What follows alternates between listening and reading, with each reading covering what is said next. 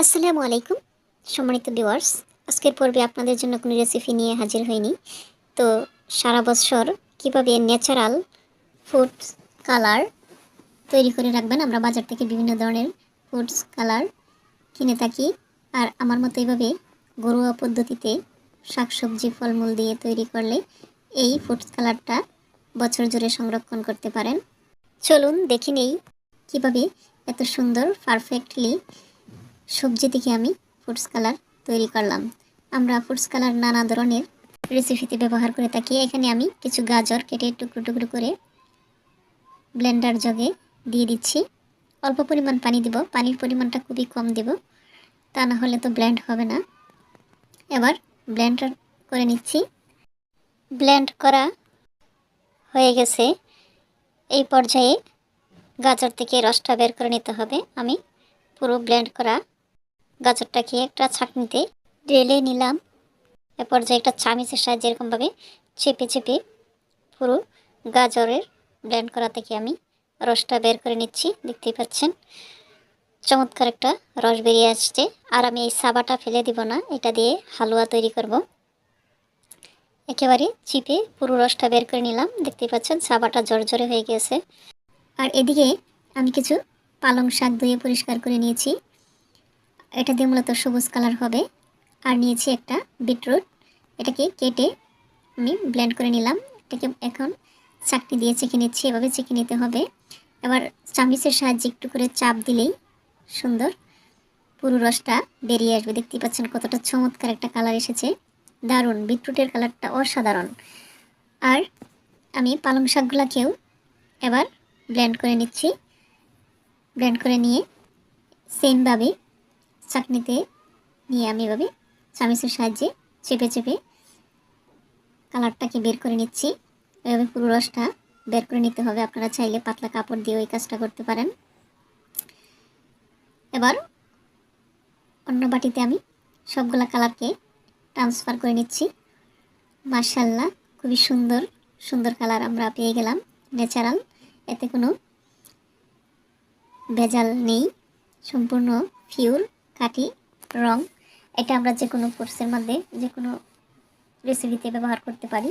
আর এটাই চমৎকার natural colour. দেখতেই পাচ্ছেন আমরা পেয়ে গেলাম তিনটা কালার, গাজর থেকে, পালং শাক এবং বিটরুট থেকে।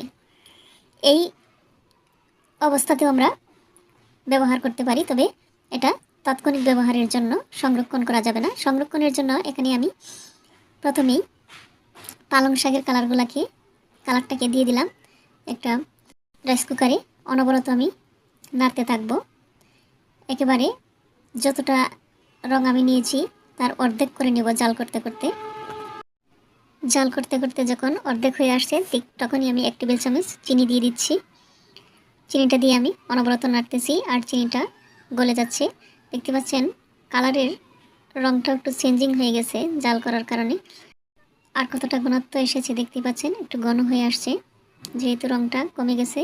আর কয়েক ফোঁটা ভ্যানিলা এসেন্স দিয়ে দিচ্ছি, এতে করে পালং শাকের যে একটা গন্ধ সেটা আর থাকবে না।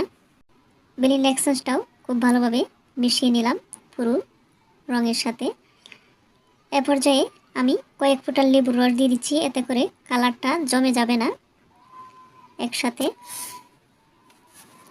সুন্দর থাকবে। আবারও এভাবে অনবরত নেড়ে ছেড়ে ফাইনালি আমার পালং শাকের কালারটা ডান। আমি নামিয়ে অন্য একটা বাটি ট্রান্সফার করে নিলাম, ঠান্ডা করে নেব বাটিতে রেখে। এবার কুকারের মধ্যে আমি ব্লেন্ড করে রাখা গাজরের কালারটা দিয়ে দিচ্ছি। এটাকেও সেমভাবেই আমি জাল করে হাফ করে নেব। এখন পাতলা রয়েছে, একটু ঘন করব। দেখতে পাচ্ছেন কমতে শুরু করছে আর এটার কালারটা দারুণ এসেছে। এখানেও আমি 1 টেবিল চামচ চিনি দিয়ে দিচ্ছি। চিনিটাকে গলিয়ে নিলাম নেড়ে ছেড়ে। কয়েক ফোঁটা ভ্যানিলা এসেন্স দিয়ে দিচ্ছি, এতে করে গাজরের গ্রান থাকবে না। ভ্যানিলা এসেন্সটাকে খুব ভালোভাবে মিশিয়ে নিলাম। কয়েক ফোঁটা লেবুর রসও দিয়ে দিচ্ছি সেমভাবে, এতে করে রংটা জমাট বাঁধবে না, সুন্দর থাকবে। আপনারা গ্যাসের চুলায় বা লাকড়ির চুলা যে কোনোটাতে করতে পারেন। আমার এখানে গ্যাস নেই বিধায় আমি রাইস কুকারে করতেছি। অনবরত নাড়তে হবে, নেড়ে ছেড়ে ফাইনালি আমার গাজরের কালারটাও হয়ে গেছে। জাল করে অর্ধেক করে নিলাম একেবারে। আপনারা চাইলে আরও শুকিয়ে নিতে পারেন, এতে করে কালারটা আরও ঘন হবে। এটাকেও আমি আরেকটা বাটিতে ট্রান্সফার করে নিচ্ছি। এবার আমি এই কুকারের মধ্যেই বিটরুটের কালারটাও দিয়ে দিচ্ছি।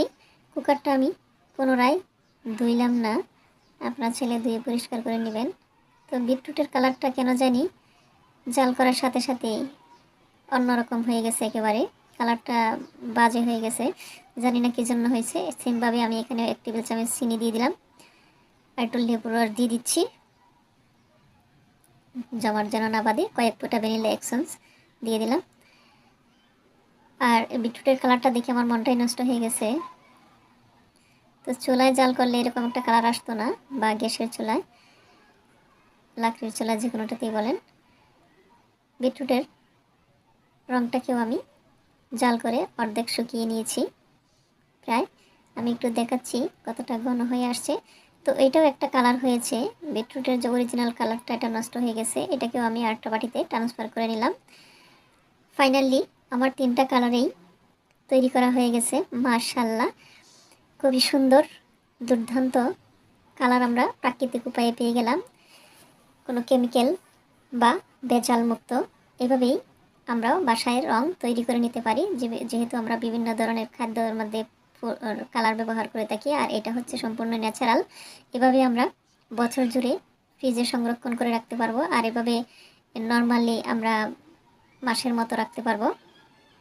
এবার এভাবেই আমি ব্যবহার করতে পারবো যে কোনো খাদ্যের মধ্যে।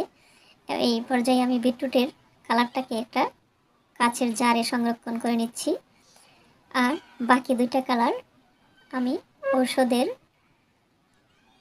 কৌটাতে সংরক্ষণ করতেছি। আপনারা চাইলে কাচের বা কালারের এরকম ছোটো বোতল বা শিশি থাকলে তার মধ্যে সংরক্ষণ করতে পারেন। আমি একটু চামিচের বা হাতলটার ধরে এভাবে ঢেলে সিপিটাকে আটকিয়ে দিচ্ছি। এটা আমার গাজরের কালার সংরক্ষণ করলাম। এবার আমি পালং শাকের যে কালারটা, সেই কালারটা সেমভাবে চামিচের হাতলটা দিয়ে আমি ঢেলে নিলাম, সিপিটা আটকিয়ে দিচ্ছি।